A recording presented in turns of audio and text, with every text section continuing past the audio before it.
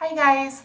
So I wanted to just share what I learned in my first belly dancing class yesterday, and I in no way am claiming that I am doing any of this correctly. I'm just going to be reiterating my understanding of the stuff that I learned yesterday, and I am no expert, so I'm probably doing it wrong. It was very hard. But basically, belly dancing looks really easy because it just looks like people are doing this, right? And that's because we were doing it wrong. And I've got 3 cats in here because they didn't want to leave. I'm in my little hallway, and in my hallway there is a door between the kitchen and the hallway, a door to the bathroom, a door to the closet, a door to their room, and a door to my room. So there are a lot of doors. Hold on. They might be willing to go in there. You want to go? I've got Max, Porter, and Zoe. And now they're fighting. Hold on. I'm going to try to get some cats out of here. Okay, sorry about that. Now I just have Porter. And he might not interfere. He might. So, one of the first things I learned, and I'm not sure how I can show this really. Let me adjust my camera a little bit. And so instead of standing straight up with your knees straight, you are going to kind of bend your knees a little bit and keep your knees soft. And the way that she demonstrated, she said, if you try to do shimmies and stuff with your knees straight, you get something like this. But with your knees soft, you can move your hips around a lot more, like that.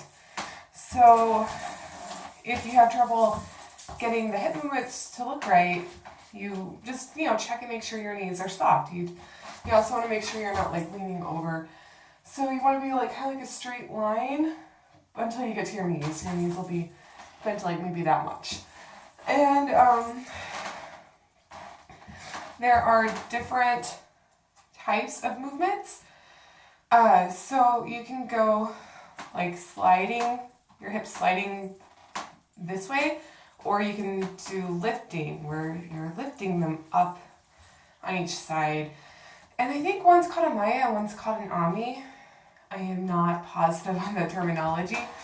But, so for the one where it's sliding, and whenever the dancers do it, they kind of look the same. But the one that's sliding, you just go with your knees bent, you go like that. You just kind of slide out that way, but you want to keep your torso in one place, and your feet are not going to be moving off the ground. So if you do it slowly, it's just sliding, but if you do it quickly, that's a shimmy, one version of it. And then there's another one where you lift your hips. And if you try to do that without your knees bent, you get something that looks like this.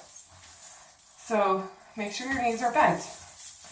And one of the exercises she had us do to show us how to do this, because you don't want to rely on your skeletal movements, you want this to be a muscular movement. Lift your leg and then lift that side, and you'll feel that your obliques are working to lift it. So whenever your feet are on the ground, you want to try to focus on actually lifting with your obliques rather than lifting with your knees. And so instead of pushing the movement by moving your knees, do it by lifting your obliques. And so those are 2 of the side-by-side movements. And then you basically have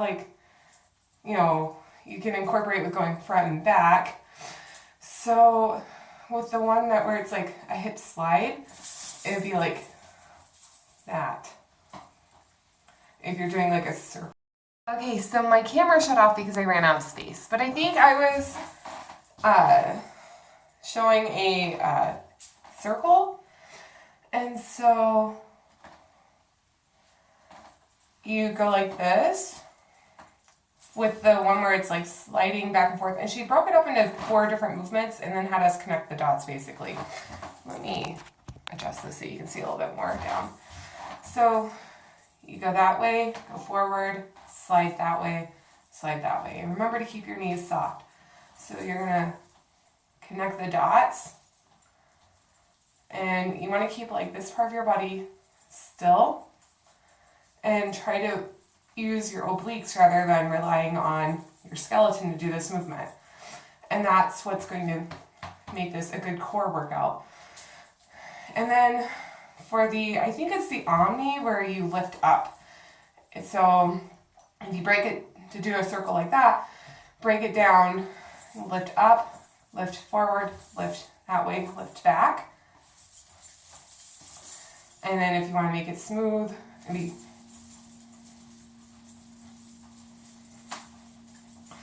so that was one thing that we learned. We also learned shoulder rolls and chest shimmies. And so a chest shimmy is like that.